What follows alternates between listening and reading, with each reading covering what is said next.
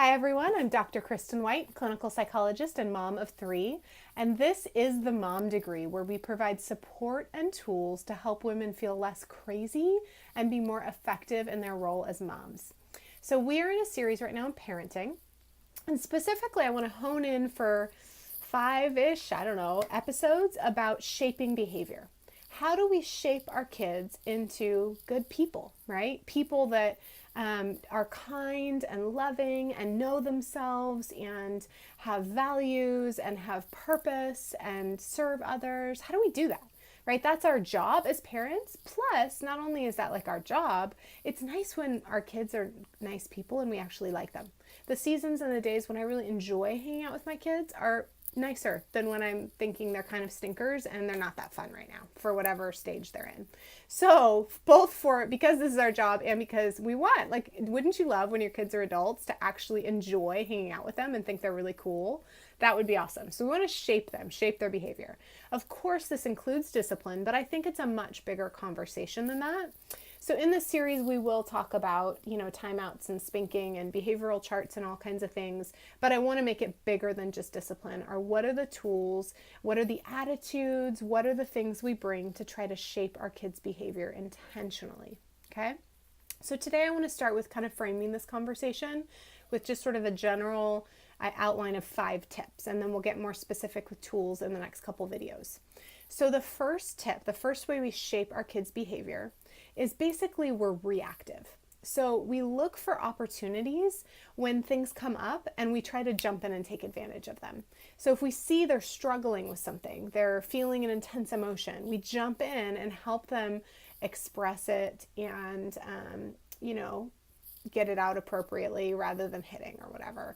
If they're not sharing well, we jump in. That's an opportunity to redirect them. If they're telling us about a kid at school who's lonely or something, maybe this is an opportunity to jump in and invite them to pray for that kid, but also suggest maybe that they go sit with that kid, right? So we're looking for opportunities to not just like lecture them, but just as life is happening, to notice when are the things they're either off track or they have a chance to do something new, and we want to help them do that, right? It's just like when they're doing sports, we want to help them notice and cultivate the teamwork. We're just looking for opportunities. So that's kind of the reactivity. And guys, I think I know that's hard already, because sometimes we're just surviving in life and we're just getting through the motions, and just keeping our kids alive and fed by the end of the day is 2 thumbs up. That is a success. So even just being reactive and having the mental space to see and respond to those opportunities is hard. So I'm not saying this is easy. We're not going to do it perfect all the time. But if you could do it once a day, maybe that's a good start. So that's number 1 goal, is to look for the times when there's a teaching moment and take advantage of it. And we'll talk more again about lots of tools about how to do this. But right now, just look for that and jump in, okay? Then the number 2 tip is actually to be proactive. So this is where I'm really going to stretch you guys, is we're not just going to look for the things that we can react to, but we're going to stop and think, what are areas my kids need to grow in? And how do I proactively create a plan to help them grow in that? And this can be an area you see them struggling, or it can just be something that you value, that you want to kind of cultivate more. And I'm seriously, guys, sky's the limit. This could be, we spent forever, 6 months on trying to get my daughter to eat fruits and vegetables. I think it might have taken longer than 6 months. It was the longest growth area ever. But that was something I saw she was struggling with. She wanted to eat carbs and dairy all day. So we needed to be really intentional about starting to integrate, figuring out how we could get her to eat stuff, what she'd like, repeating it, trying it, hiding. I mean, we did it all, hiding it in foods, everything. So that was an area we worked on because she was struggling. Right now, my son is almost 2.5, so we're trying to figure out how to get him to express his anger appropriately, his emotions, but especially frustration. Now, no hitting, no biting. How does he do that? Okay. So these are areas maybe we see them struggling. But like I said, it can also just be something you value. Something else we're working on with our kids is spirituality. So we're just trying to integrate into everyday Bible stories and things to teach them about God. Not because we're I see a big gap in their life but because this is something we value and we want to pass on.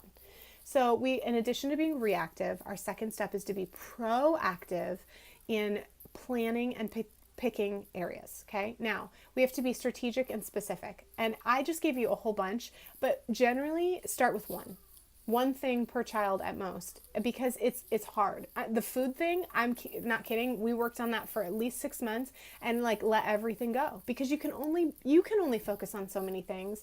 You only want to battle your kids on so many things every day, and you have to be consistent. So if you're doing a million things, you're just setting yourself up, and you're setting your kids up for failure.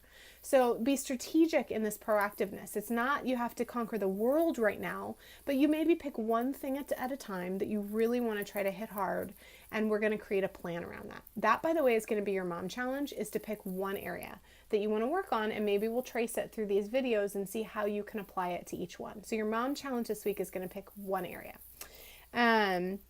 Okay, so we're going to be proactive. So once we pick an area, let's do my son's anger, because that's a new one that I'm trying to integrate. So you can pick anything. I'll try to give you examples, but something we can track through here. Okay, so then the third step is the first thing we want to do with that is what we already talked about, is to be positive. Shape the behavior through positivity. Go back a couple episodes if you don't know what I'm talking about or you need a review, but we want to shape it through positivity. So when I see him do well with his frustration and anger, I'm going to jump in and say, oh, Guy, I love how you just,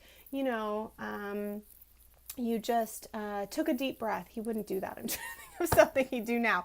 We have to lower the bar too, right? That's part of the positivity, remember. Guy, I love that you didn't hit your sister. I saw that you wanted that toy and you chose not to hit. Sometimes he'll start to even go to bite, and I'm like, hey, I love that you stopped. You didn't bite. You thought of something else to do. So we're trying to find ways that we can praise, even if it means lowering the bar, and we'll raise it gradually. I'm also looking times I can jump in and direct that. But first, praise where you can what they're already doing. Go back and watch the other video if you need more on that. It's awesome stuff. It's such a good place to start. Okay, number 4 thing, we're proactively setting a goal, picking an area, praising. You're going to hate this one, but we know it. It's like totally given. You have to model it. You have to model it, right? I mean, we know this. I laugh because my kids, I try to teach them to say please and thank you. They're really good at saying thank you, and they kind of suck at saying please, honestly. They say it, but you have to prompt them. Thank you just comes automatically. And please, I have to ask them, like, what's the magic word, or how do you say that nicely? And I realize the point is that I say thank you to them. Hey, thank you for putting your shoes away. I don't say please. I don't say, hey, could you please go da-da-da? No. I'm much more commanding when it comes to what I'm asking them to do.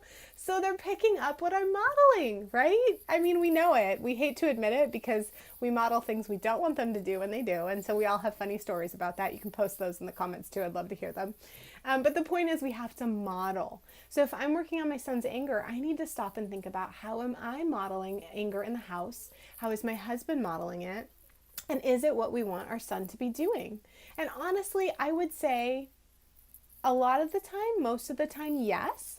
But I actually think with our 3 little kids and our busy jobs that we have gotten a little bit more picky at each other lately sometimes, and just irritable. And I was actually just thinking that I want to sit down. So honey, if you're watching this, we're going to have to sit down and have a conversation soon. And I'm thinking we need to come up with like what we do when we're angry, and it needs to be something kid friendly. So we talked about one time saying like, okay, either of us could go take a break and take deep breaths. I think also I want to do like, okay, you can do jumping jacks to get the anger out. And I also with my son started doing like Daniel Tiger jingles. So, I need to model that then, taking a deep breath and counting to 4. So I need to think about what am I doing, and am I modeling what I want to see really intentionally? And if I'm not, I have to work on me and adjust that. And I'll admit, I probably have a little bit of a growth area here. I got it like 80, 90% of the time, but hey, they see that 10, 20% too, and they're going to do whatever you did. So we got to model. Okay, the next thing, I think this is number 5. Did I lose track of counting? You guys, I start with a list and I swear I know how to count, and then I take them out of order and I totally lose it. Okay, so 2 more things wherever I'm at. Be creative and fun. So like the anger thing, we watched an episode of Daniel Tiger and we're singing the, what is it? When you feel so mad that you want to roar, take a deep breath and count to 4, right? We watched the episode, we're talking about it, so we're making it fun. It doesn't all just have to be hard, but I'm being proactive about it. And the other thing that we're going to take a little field trip for this one, and my kids are out there, sorry, is to be intentional and consistent. Okay, that is key here. So we're going to take a little field trip, and I'm going to show you one of the ways that we are intentional and consistent about this whole idea of, you may hear my kids, but hopefully not since I have the headphones in. So this is our I guess it's kind of a behavioral chart. We call it our learning chart that we have up in our kitchen. So we see it every time we walk by. And my kids have to get, you can even hear my daughter crying. My mom's here though, I swear, they're not on their own. The kids have to get their magnets in order to watch TV. So here's my oldest, she needs 5, and my youngest needs 3. And here's their Bible one, right? I already talked about, we're working on that. Then we also want them to work on having a helping heart and doing chores, so they have to do that. And then the other ones are learning, letters, numbers, shapes, things like that. And they know they have to get their magnets every day in order to watch TV. So this is a way, I haven't really figured out how to incorporate my son's anger into that, so maybe I do. Maybe we need a new magnet for him. But the point is once we pick a area and we figure out a plan, we have to be proactive about it and figure out how can we be intentional and consistent, excuse the view. Because it's not going to work if we're not intentional and consistent. So that's really key here, is to pick an area and figure out what exactly are you going to do. And we'll talk more about tools and how are you going to remember to do it on a daily basis. Remember, we talked about with our self-care. If we want to be successful, we have to break it down into daily chunks and daily practices and figure out some way to set a reminder so we'll follow through. And the same is true of our kids. That learning board is my husband's and my attempt to figure out what are the things we want our kids to be working on, how do we break them down into daily chunks, and how do we put them in the middle of the kitchen so we won't forget, right? That's worked really well for us, but it took a lot of back and forth before we figured something out. Okay, you guys, I have so much more to say, but I know I'm over. I swear, I actually re-recorded this one just to be shorter, and it is shorter, but it's still long, so I'm sorry, I'm trying. All right. Much love and many blessings. Post your areas below. We'll give more tools next week. Until next time on the Mom Degree. Thanks, guys.